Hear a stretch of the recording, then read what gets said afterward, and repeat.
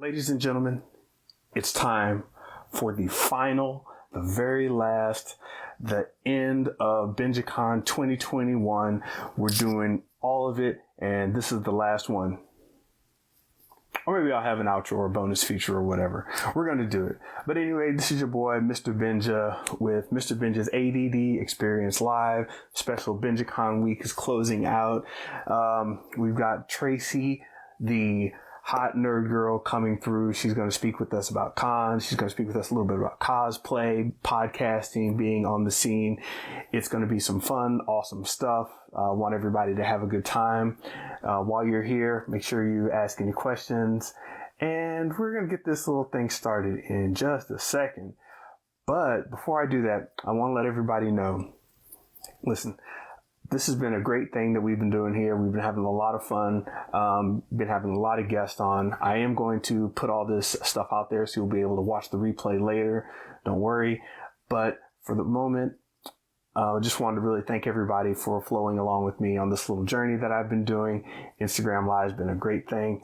And now, you know what? Let's just go ahead and get into it. And we'll get this thing started. Because it's been a good long week, and I haven't done a lot of this kind of talking in a while. In fact, I haven't done it since I was actually in front of people in a con. There she is. What's going on, Tracy? Hi. My earbuds suddenly aren't working now that now that I'm joined in. My earbuds don't work. Oh my gosh. Can you hear me?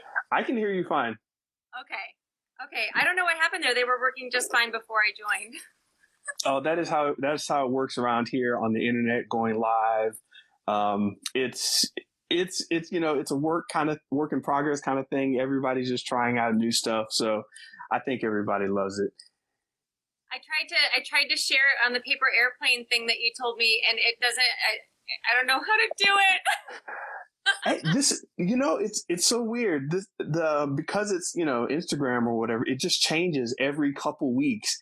And something that I thought was something a couple weeks ago, now it's changed. So the information I told people is kind of bad. So it's not just me. It's making me feel a little bit like an old curmudgeon lady that I don't know how to but this is my very first Instagram Live, by the way. Everybody, welcome Tracy to her first Instagram Live. We've got a couple good people in the audience here. I love it. This is the latest I've actually done an Instagram Live. So it was funny when I started up, my lighting was a little off. I'm like, why is my so yeah, I had to put my little clip lights around the room so it looks natural, But.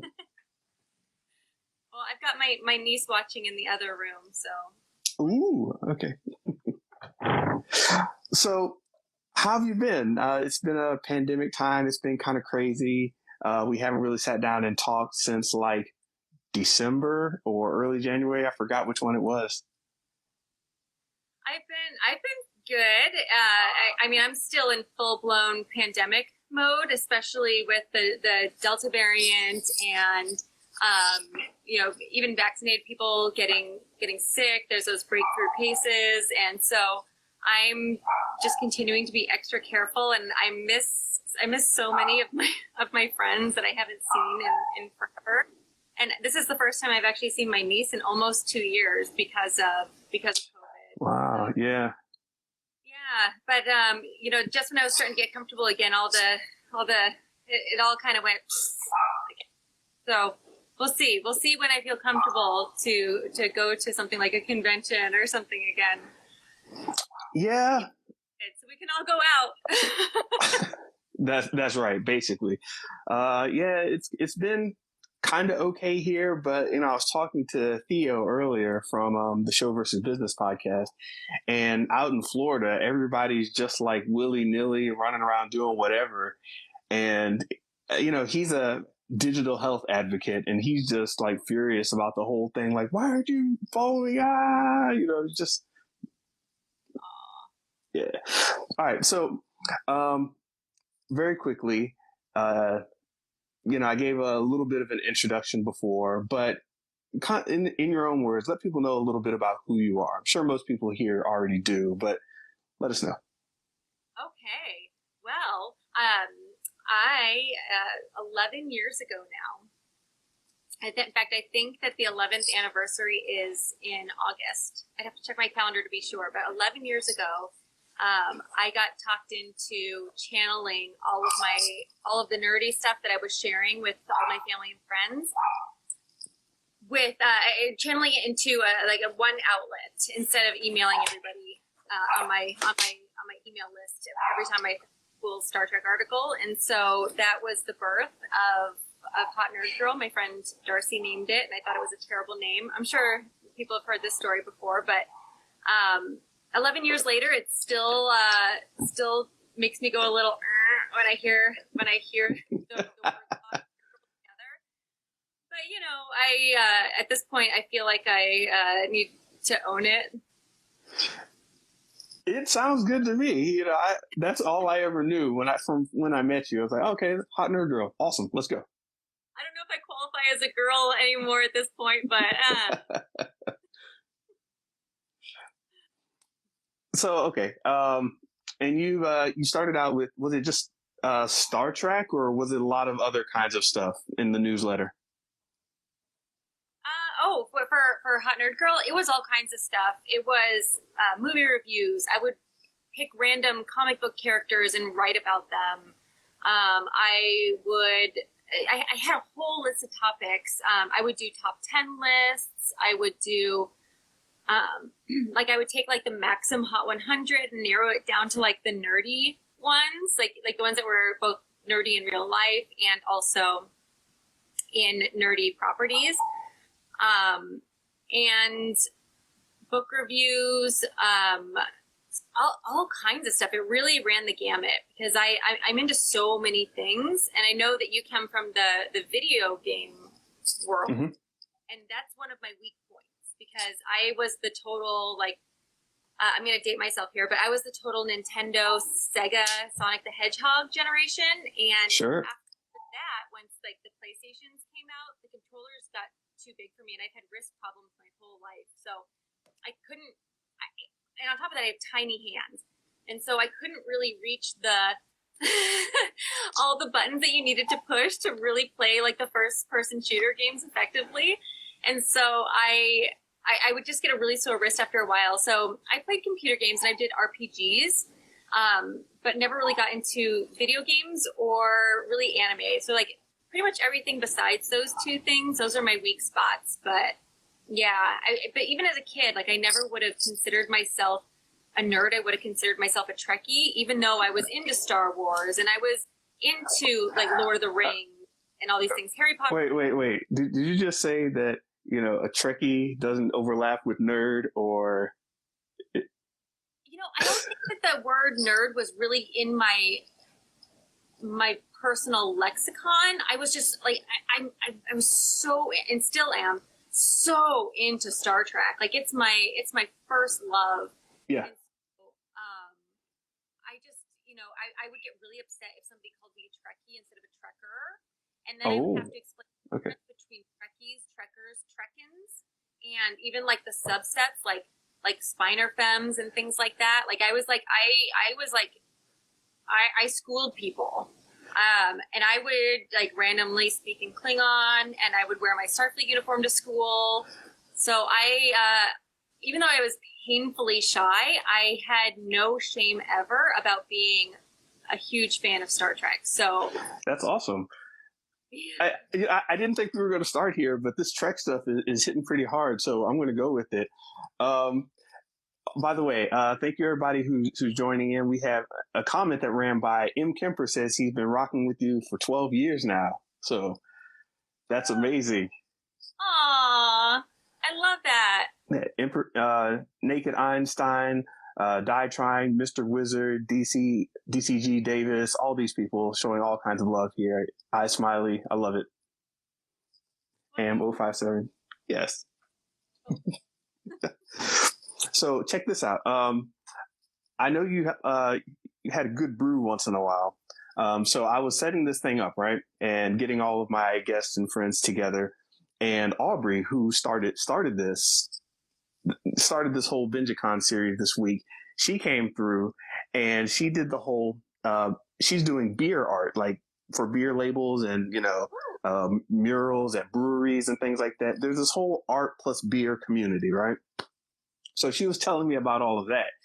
And she said, you know what, you need to go look for, cause I hadn't drank any beer really since San Diego, and that's where we were from. So she's like, look, if you need to go out and get some beer. Say what? No Romulan ale for you. Okay. Right. I mean, I didn't have anything on hand, and the brewery out here only opens up at like 3 p.m. And by 3 p.m. I'm already doing whatever for the day. So I went to the store and I found a seasonal, which means this is the time of year around con season in the summer.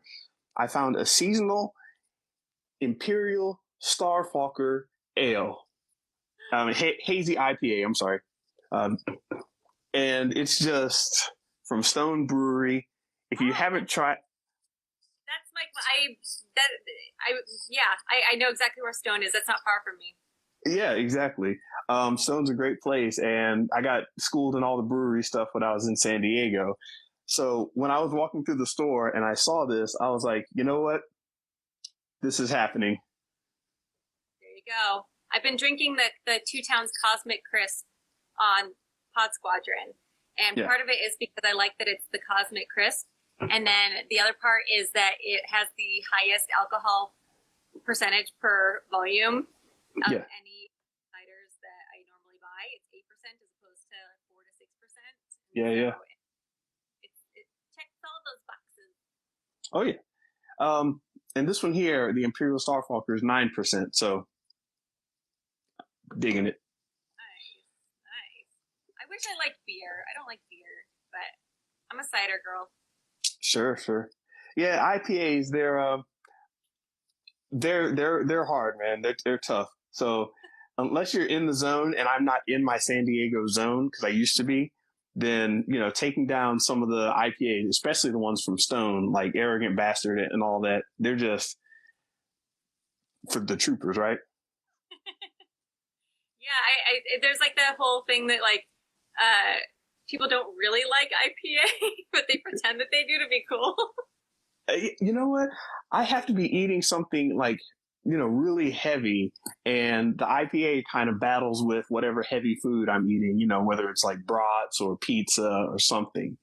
So that's what was my thing. And it just kind of wakes my taste buds up every time, so. It's the one that's really hoppy? Yes. Okay. Oh, yeah. Once you taste it, you'll remember like, oh yeah, that.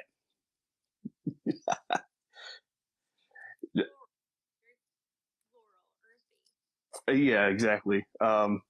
Some people would say tastes like dirt instead of earthy, but. Well, I'm going to take all your guys' word for it since I'm not going to ever drink one. All right. So you mentioned Pod Squadron, and this is how I met you. And I was talking with Chuck, Charles, Rodney, Andy, and a couple others. And your name got thrown in for Pod Squadron. And I was like, okay, let's do this. I'm game. I'm open. I had no idea that I would be meeting such an enthusiastic and somebody who's just perfectly in the scene as you. How has this podcasting experience on Pod Squadron been? Especially through COVID, my happy place is going to conventions. Even before starting Hot Nerd Girl and actually speaking to people, I would go to conventions and not speak to a single person. I only really like to go to conventions if I'm with people that I trust, which is why I go with Andy a lot. But since starting Hot Nerd Girl, I've formed so many friendships with the people who are regulars at the conventions, and I call them my con fam. And even if I'm there by myself for some reason, I always know that I have safe spaces that I can go to. And I will hop from safe space to safe space to safe space. and like literally beeline between them.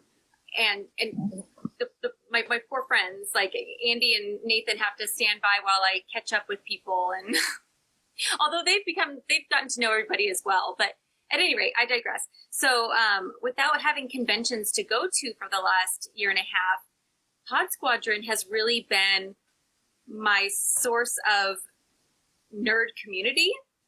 Yeah. With people where I can truly talk to them. That's my niece. Where I can truly talk to people who speak my language. And it's funny because I'll go through my Facebook memories and I'll see stuff like where I held the bathroom door open for a girl, and like she came in and we kind of did a ha ha, thing, and I kind of said screams, and she looked at me like I had tentacles sprouting out of my face, and I made a comment like, when's the next convention? I need people who speak my language. So it's nice to talk to them every week. If I had one wish, it would be that we weren't just Star Wars specific and that we talked about other franchises as well. Although I do manage to bring in Star Trek at least once every week on the show. You got to. It's just,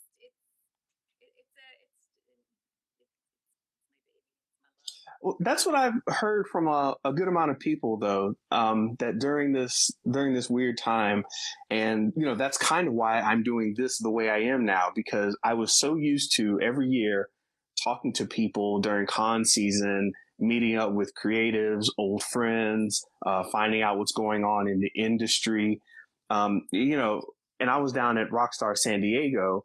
We would. You'd say, hey, we're going to Comic-Con, or we're going to, the LA Comic-Con, Kamikaze, E3 or whatever. And they would just kind of like, oh yeah, okay, sure. There wouldn't be any hassle on trying to find days or whatever. They're like, no, we get it. We don't schedule like necessary work around those days. We want our people to go out and interact. So I was so used to that over time that when the pandemic hit, I was like, well, what am I going to do? I always meet up with my friends and talk. And we started doing stuff online. And I was like, you know what? And I was just being silly. I was like, all right, BenjaCon is happening. We're talking online. We're doing this. And we kind of did it last year on Facebook, but it became such a community thing that we switched over and started doing it on Instagram. And now it's this right here. oh, I love that. That's awesome. Yeah.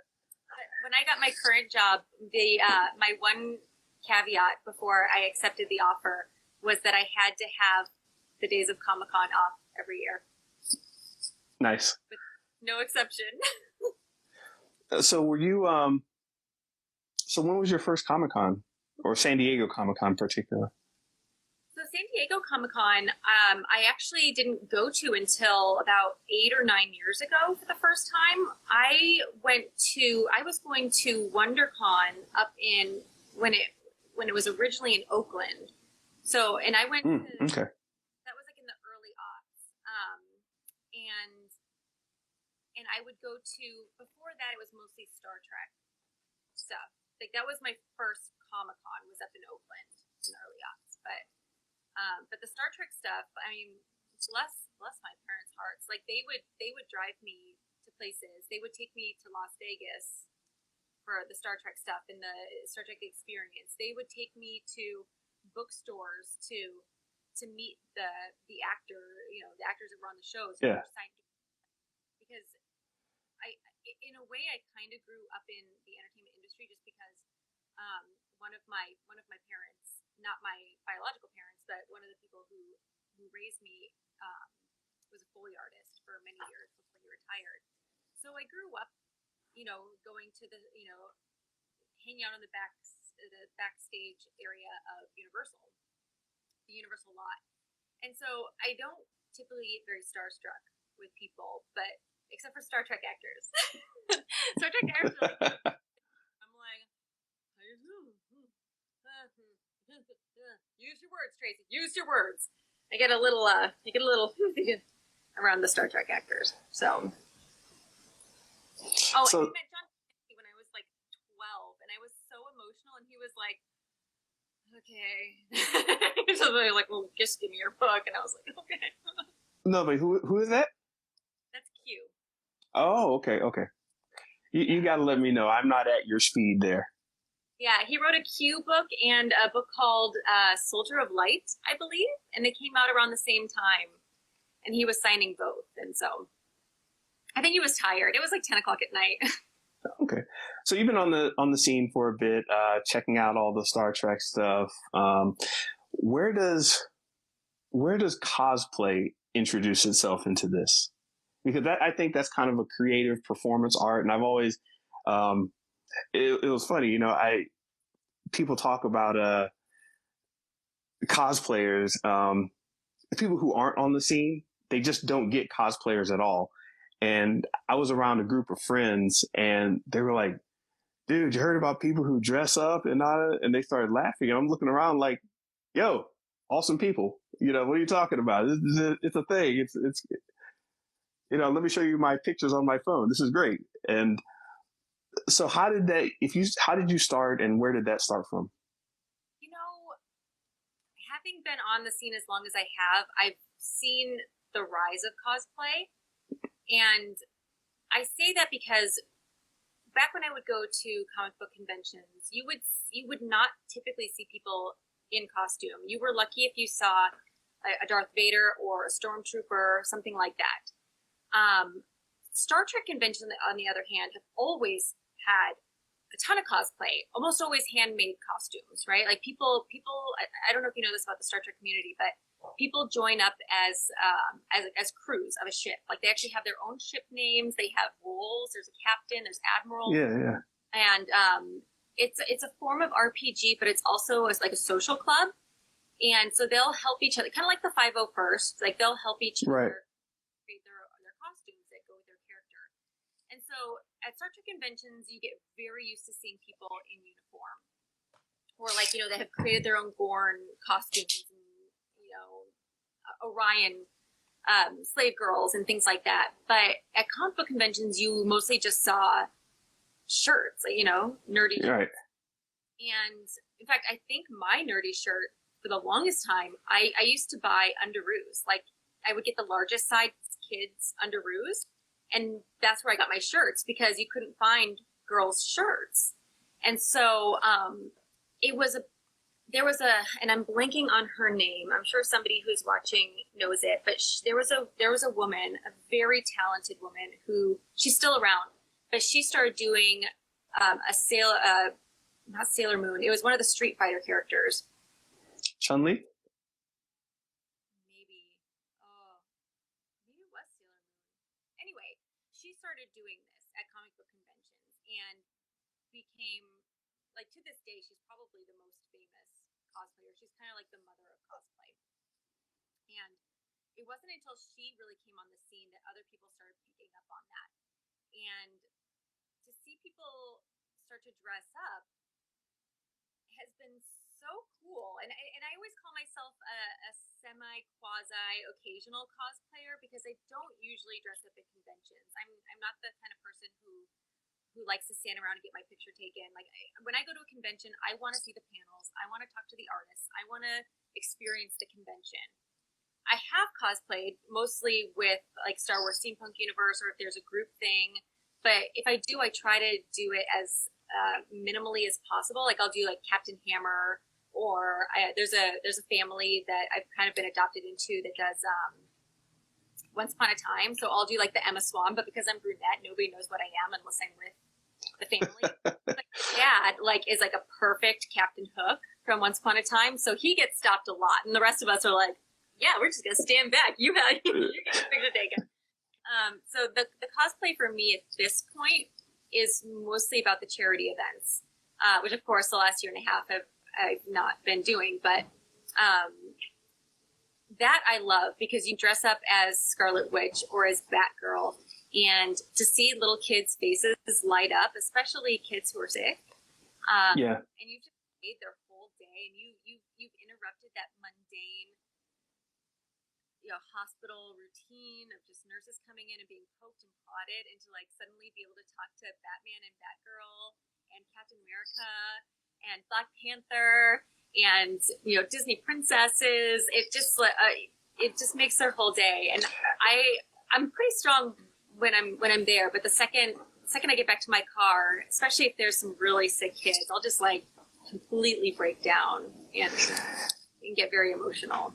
Yeah, I was at Anacon. It's this small thing in Anaheim, and it's basically at I forgot the name of the library there, but I've known cosplayers for quite a while, and I actually know some stormtroopers from way back in the day. I think the first one I met out here in California, it was in the year 2000, actually. So I met into that scene, and I was like, oh, okay, this is what it's about. And this is me coming from Florida and getting in California, and like one of the first people I meet is a cosplayer, and he's telling me about, oh yeah, we do this whole cosplay thing, and then on some weekends we play RPG games and blah blah blah. Here are all my pewter figures. I'm like, oh, this is awesome. So I'm kind of used to being around them, but I never saw them at an event until Anacon a couple years ago.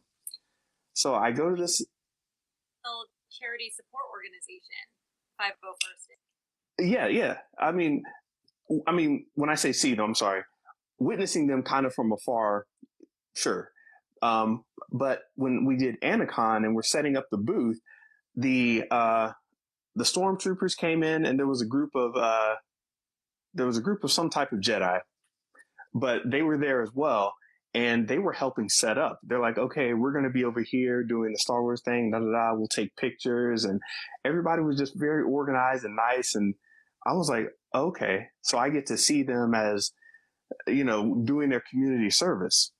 So we met, had fun, talked, and they let me know what they were about and into. And you're right, it was a totally, it was a great experience just watching them interact with kids on that level, and not being, like the farther away level, which is just taking pictures and showing your friends because that's cool. So yeah, that's what I like. the Stuff that makes a difference. It's actually cool. I have mad respect for my friends who dress up at conventions and can stand on their feet all day. Mad respect. They're better costume constructors than I am anyway. Yeah, I don't like you wouldn't know with a moniker like Hot Nerd Girl. I don't like being the center of attention in that way. I was going to ask, do you consider yourself an introvert? Very much so.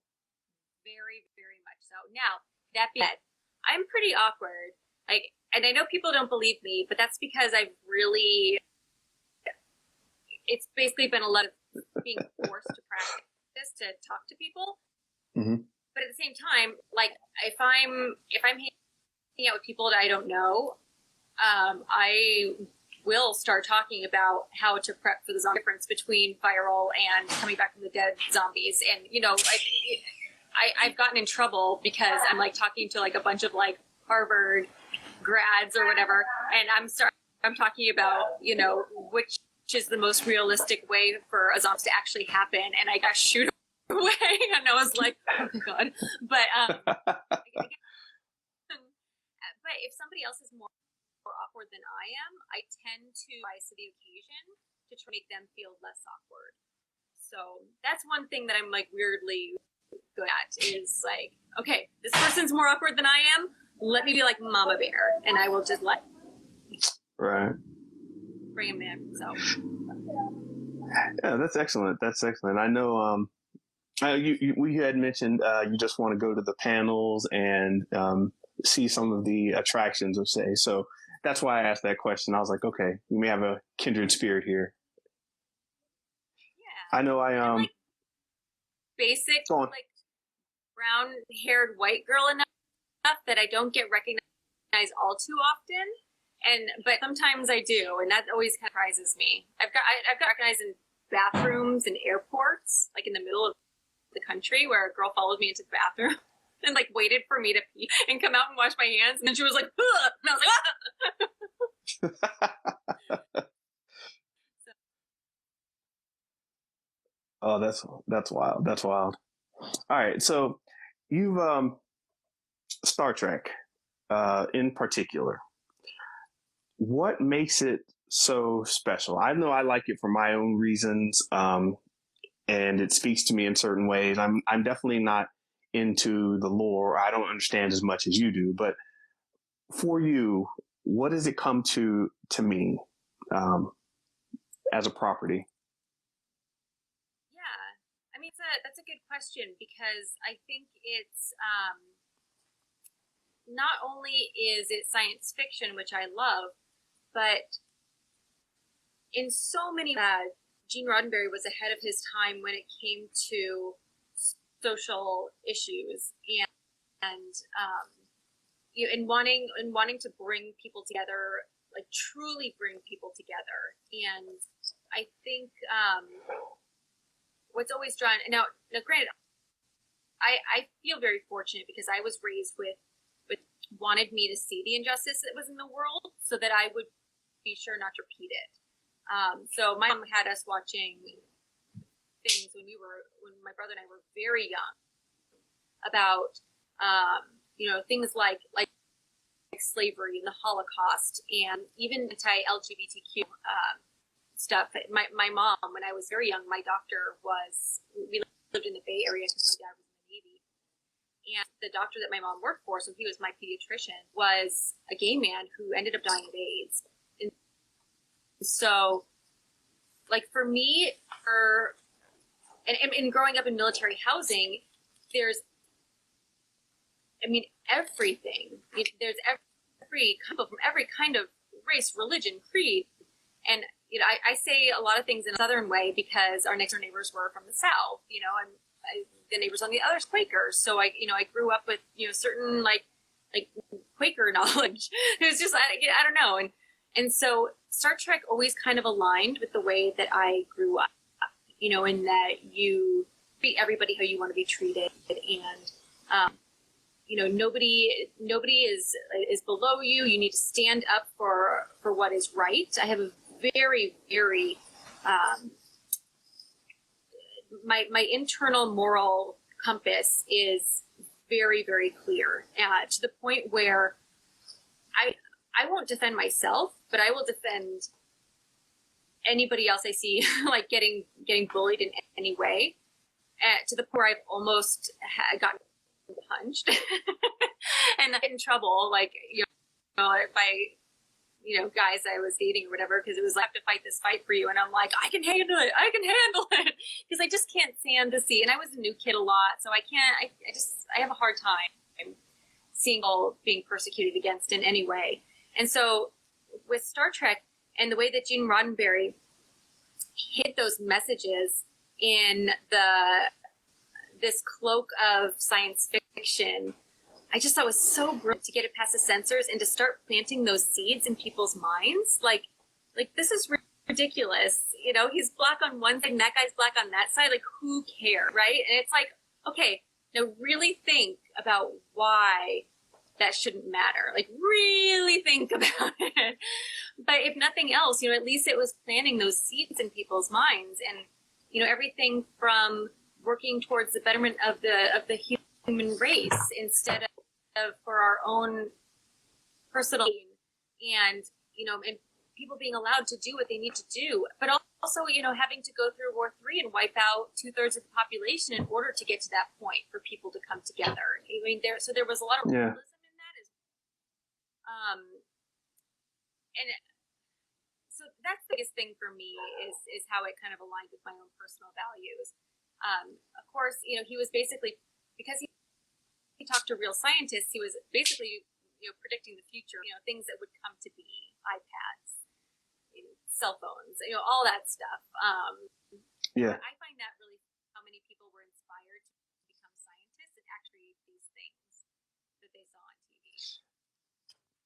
What's interesting about what you just said there is we were having a discussion earlier about the fact that artists and developers and designers look at each other all the time and these different creatives. So if we see something on Star Trek, I know there are people programmers who are like, yeah, we could actually do that, right? Let's try something that makes it look, and the art starts to inform what these inventors and these scientists try to do. And the things that the inventors and scientists try to do starts informing the artist about what they can, think up and try to create. So it's always this weird back and forth that I've always loved. And Star Trek is definitely one of those properties where you watch it, you start thinking, and it is on another level of artistic creativity to me that I will totally always respect. So, you know what I mean? I do know what you mean. So now with Star Trek, and you got your family's totally behind you. You said they were taking you to these conventions, and they totally allowed you to run wild with this. Do you think they recognized a lot of that influence in the show or the style of the show, or was it just, hey, let Tracy do what she wants, or a little bit of both, maybe? I don't know. Well, my love of Star Trek is all their fault. Both of my parents were Trekkies all growing up, and so I pretty much did not have an option. Yeah, we were watching Star Trek. I remember my life without Star Trek. I remember very clearly the very first episode of The Next Generation coming on the air. And yeah, it's just so I think they were happy to do it because it was something that they enjoyed as much as we enjoyed as a family back when there was 12 stations. I'm trying to think. Yeah. In Florida, I think we had like 7. Oh, really? I mean, I remember. Oh gosh, I'm so dating myself, terrible. But I remember having to change the channel on the dial on our TV. Yeah, switch to UHF sometimes. Yeah, that was the thing. So we had real quick. I'll jump this in here while we're on Star Trek. Joe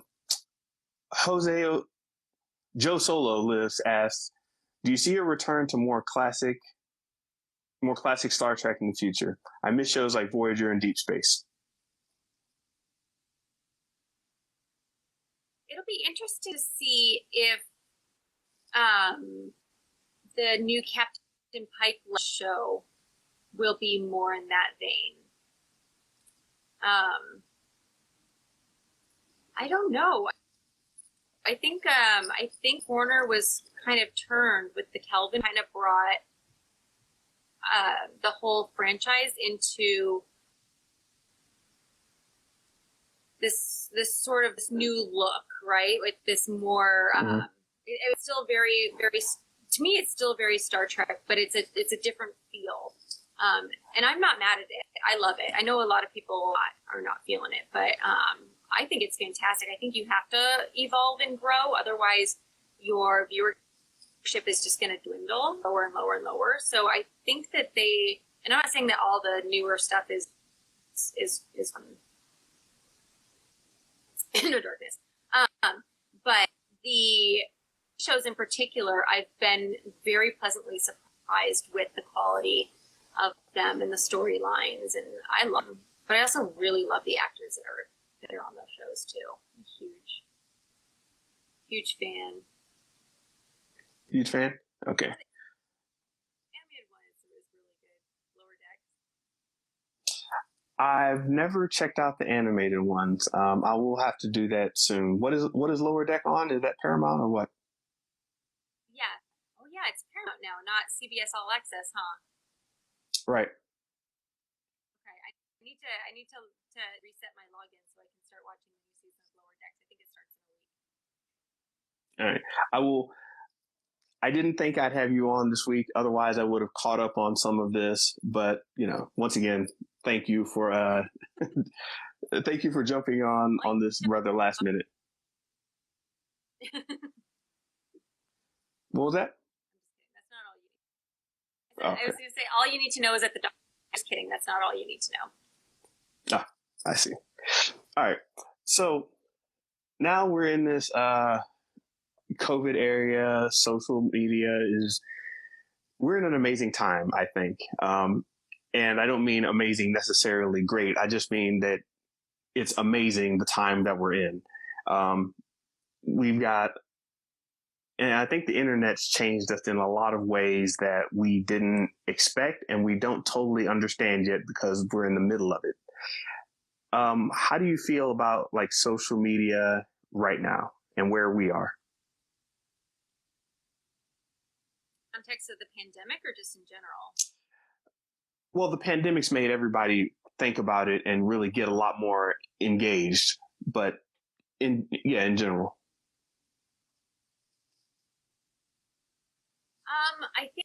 I mean, it's such a mixed bag.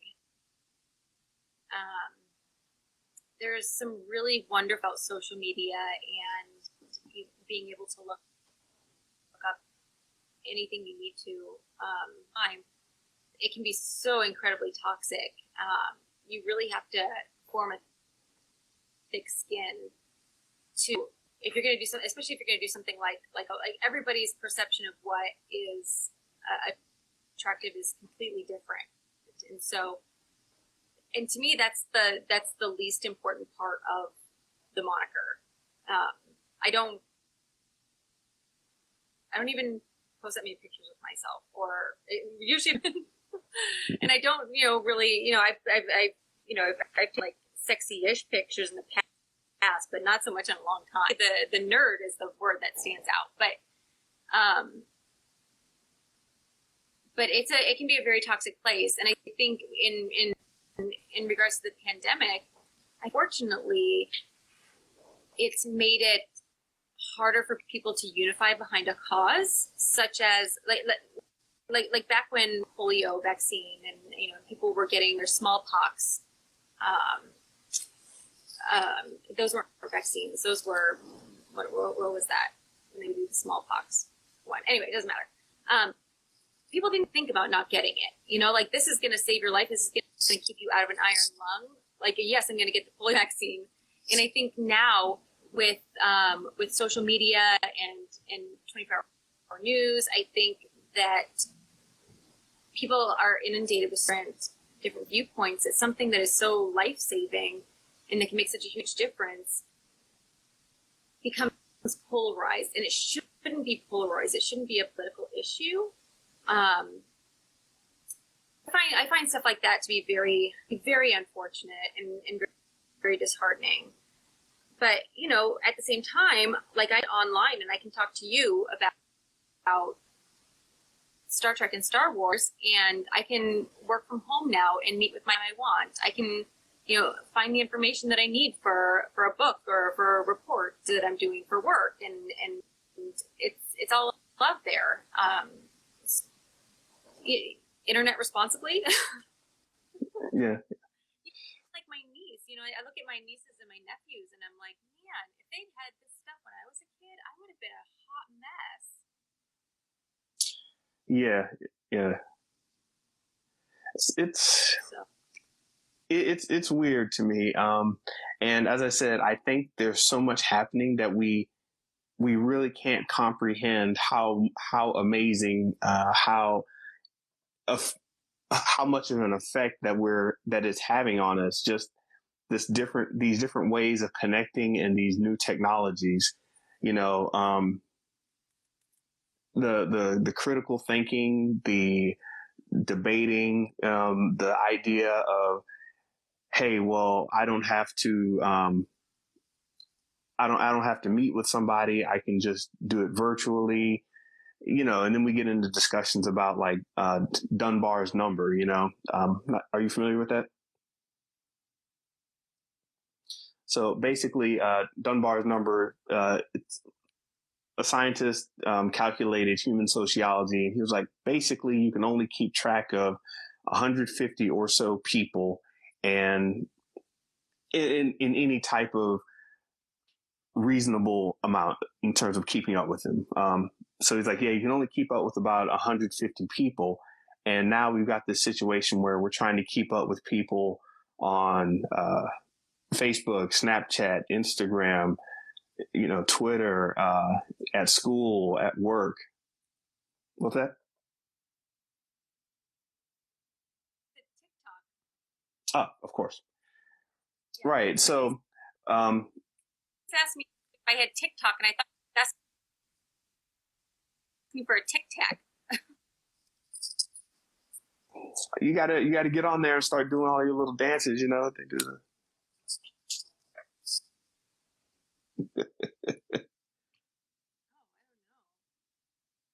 Abby. Oh. So, okay, remember when I said in high school I was people knowing the difference that I was a Trekker, not a Trekkie? So I was the manager of the high school comedy team, and Epi was like my right hand man, and we had like baseball shirts with our numbers and our nicknames on the back, and so I was Tracy the Trekker. So that comes from, hi Epi. I haven't seen Epi in person in years. That's awesome. By the way, we also had another Trekker on earlier. Eddie P. He's a Eddie P. He's a marketer and an entrepreneur, and he's a big Trekker and Trekkie. He has a beanie that says Trekkie on it, so I'm putting him in both. I check that one out later. So with comedy, that's right. You said you were part of a comedy troupe or a comedy team? Right. So it's a national thing. There's something called Comedy, and it treats improv like a sporting event. So you have a referee, and there's two teams. So in high school, we would compete against other comedy sports teams at other schools, or we would do like students versus the teachers, or like the drama nerds versus the jock, or we would do all these competition things, and would decide who won the round. And so and then Epi took over as the manager when I graduated behind me. So it's fun. It's fun. So no, your style is starting to make a little more sense here as I uncover all these little bits. Like, okay, the comedy sports.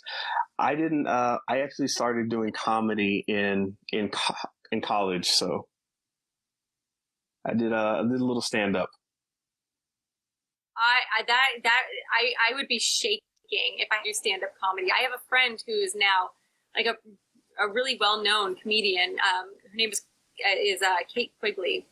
And I used to watch her early performances. Like I would go and support her, and just where she's gone from being such a beginner, and me going like, ha ha ha, like trying to like laugh really loud, to her being so funny, like genuinely like so funny, and like hosting things, and being on TV and doing all these amazing things. I'm so proud of her. So I couldn't do it. I could not do it. It's a weird thing. I mentioned that, I'm an introvert, but I've never been shy. And at some point I was like, you know what? I'm not really shy, but I'm not getting across to people the way I want to. How can I fix this? And then I was friends with, one of my old roommates. He's like, yeah, I'm going down to the comedy club. I'm doing stand up tonight. And I'm like, but you're not funny.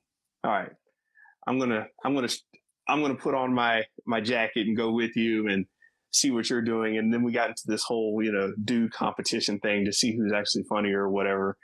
But that's how I got into it. I was doing stand up comedy for around four summers in a row. I was like hardcore on it. Then I kind of did it here and there. That's awesome. Thanks, guts. I can be on stage. I can sing on stage. I can dance on stage. I can act on stage. I can even do like debate type things on stage. But if you ask me to do a wedding toast, I'm like this. Or if you ask me, I can't do karaoke. I get real. Awesome. Everybody, once again, thanks everybody for being in here. Cool. I see you, Pastor Epi, He Billy, RP Shay, Paula Lopez. Hey, glad to see you back here again. A few people who have popped in some of our other lives. Definitely glad to see you all here. Um, awesome. Make sure if you have any questions, there's a little question button. You can send a question on through too. Get a couple questions in here if that's all right. Would that be all right? Oh, well, with the comment, it just kind of flies by. And it's just like, hey, how you doing or whatever. But they actually have this question feature where you can actually leave a question, and I can go cycle through the questions. I can delete them or whatever. So it's a little more organized for people who want to raise their hand and pose a question, if that makes sense. Awesome. I'm learning so much. Yeah, this is my first live, so. Yeah, that's what I like to do. Just try this new stuff and bring people along, and everybody kind of like comments to me, hey, you totally effed up, and I was like, hey, new thing, I didn't know what I was doing either, so let's go. That's actually, you know what? That's kind of how I got started podcasting, by the way. I started in the late aughts podcasting, like when nobody else was doing it, and we were sitting around during a Comic-Con time, or was it around? Yeah, it was around a con season. We were all getting together and talking. And Raphael, 3D artist who worked on Jupiter's Legacy and some other stuff, he was in the room with us, and he was like laughing, like, we need to record this shit. And I was like, we can do that. So then I just became a podcaster out of somewhere, and now I'm doing IG lives. Didn't think I'd be here, but here I am, right? Yeah, you have to show me some of your social media ways. Yeah, there's a whole plan to it. I won't release too much at once, but there's a plan. I got to learn from you too. You've got all the style that just comes dripping off your page. I've got to like tighten my style up. Any style I have is completely unintentional. There have been times where I have gone weeks without posting, and like 15 things in one day. Y'all are along for the ride, and I'm just gonna do what I want. You got it naturally then, because I know for me, it's something I actually had to. This year, just in the past year, I've really started putting myself out there as a front face. Before, I never wanted to be seen. I just wanted to work behind the scenes, be the developer, producer, back where no one saw me. But like we were saying, in the social media landscape, it's like you kind of have to put yourself out there, or at least I think there's a big opportunity in putting yourself out there. So I was like, okay, let me change up the entire mode of what I'm doing and put myself out there as a front-facing personality. And then when people get to know me, I can show them the other things that I'm doing, if that makes sense. Yeah, I think, and honestly, I think most of any numbers, at least initially, are because of the hot nerd girl moniker. That helps to have that moniker, and so it's tough. It's very tough. There was a thing there where after Facebook changed their algorithm, the new followers really slowed. Mm-hmm. To a crawl. It didn't particularly bother me because I was not going to pay Facebook for followers. Right. To advertise, but recently there seems to have been an uptick in that again as well. Like maybe they've changed their algorithms a little bit more. Yeah. The algorithm's always changing. Just make it a little more fair, maybe, or back to a little bit of what it was before, of people being able to find you and show showing up in their feeds and things like that. Messages all the time from people who say, oh my gosh, I was wondering where you went. I haven't seen a post from you in forever. And I had just posted, the 3 days ahead of that. So those algorithms are a funny thing. Yeah. Dealing with the algorithms is a weird thing. I do best when I don't follow the algorithms at all and try just to create decent content. Who is it? And yeah, it's a little choppy there. Tell me in the comments. Is it me or Benja? It's totally a little choppy right now.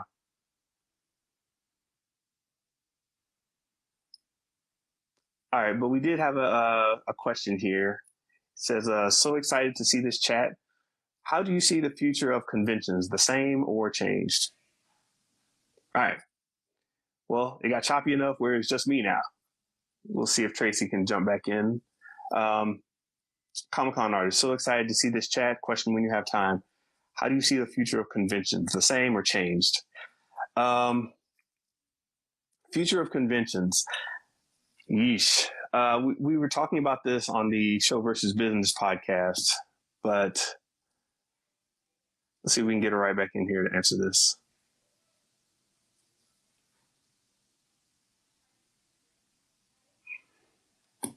Because this is how the internet works, right?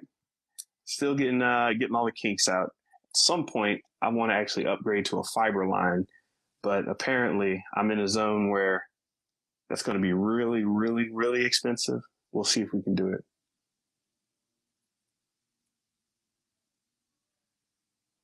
All right, you're kind of back.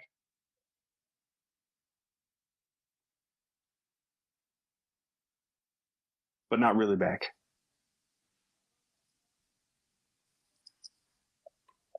Oh, am I back? Kind of. Oh. Did it kick you out or did you leave? I was me. No, I'm getting a spinny blue ball of death. Okay. I think my. So it kicked you out or did you actually leave? Am I still choppy? Yes, you are.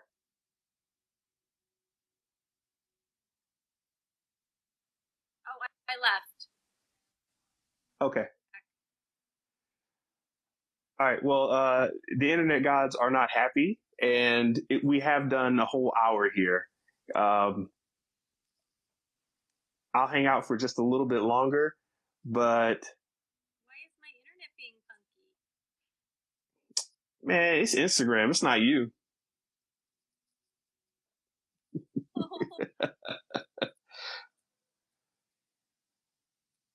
All right. So, well, I think we got a lot of good information from you, Tracy. Don't be sorry. Worse has happened on these lives. We just kind of keep going through it. In fact, we were just about at an hour of good conversation there. So really quickly, let people know where they can find you and just any little parting words for the people here. Oh, okay. Well, you can find me on Facebook on Instagram at Hot Nerd Girl Official, and Twitter at _nerd_. And some parting wisdom, I would say, go get vaccinated so we can all go to conventions again. Yeah, Be kind to each other. Be kind to yourself. Be kind to others. Live long and prosper.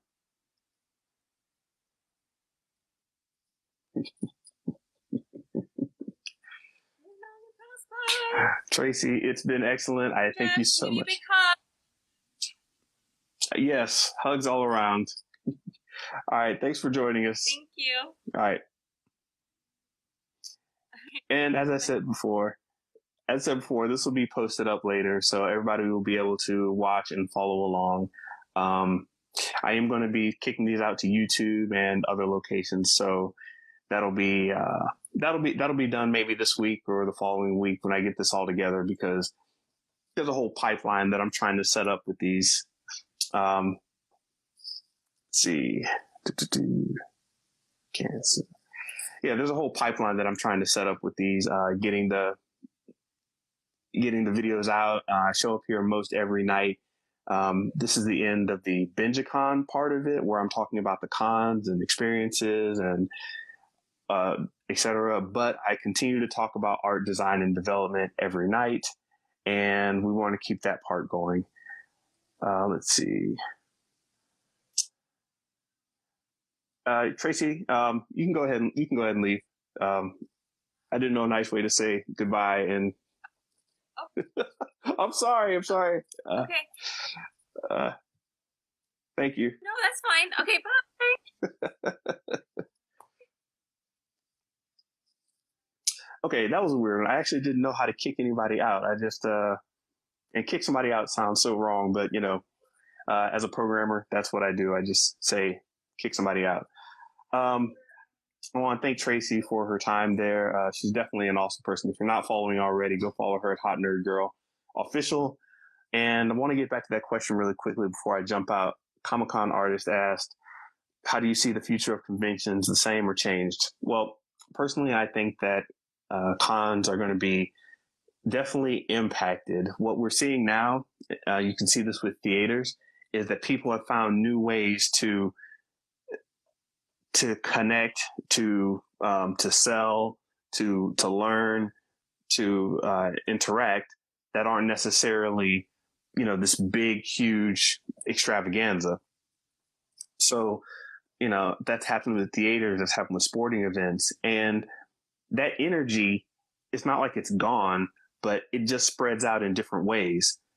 I don't know if you ever watch the YouTube reactions. You'll have people, a whole group of 7 or 8 people sitting down on a couch watching YouTube reactions, and they're reacting to something, and you get to comment on them, on their post right away. And, you could do that on a very small scale. So we're going to niche down, basically. People who are only into comics are going to kind of congregate together a little more online. People who are only into this will kind of congregate together. So I think the energy doesn't go away. I think the energy just changes, if that makes any sense. So this is the last one of these that I'm for BenjaCon that I'm doing. As I said, I'm here most nights for just talking about art design and development. But since we're here talking about cons and whatnot, if you have any questions about that, go ahead and let me know. I want to know, do you guys all miss the cons? I guess you do. What cons do you go to? WonderCon, San Diego Comic-Con, Dragon Con, Kenny Arcade Expo, E3. What's that one out there in Tampa? They had the PowerCon with He-Man that was out a little while ago. Let me know. I think that's how you do it. Okay. I just found out something about Instagram Live here. So, all right. Well, once again, I do want to thank everybody. I am here most nights doing something about art design and development. The podcast name is Mr. Benja's ADD Experience. You'll be able to catch the audio version of all these. The video version, I'm going to start pushing them all out to YouTube in different ways. And there's a lot to do here, a lot to grow. So hope you enjoyed your time. Stick with me for the journey, and we'll keep this up. Peace, everybody.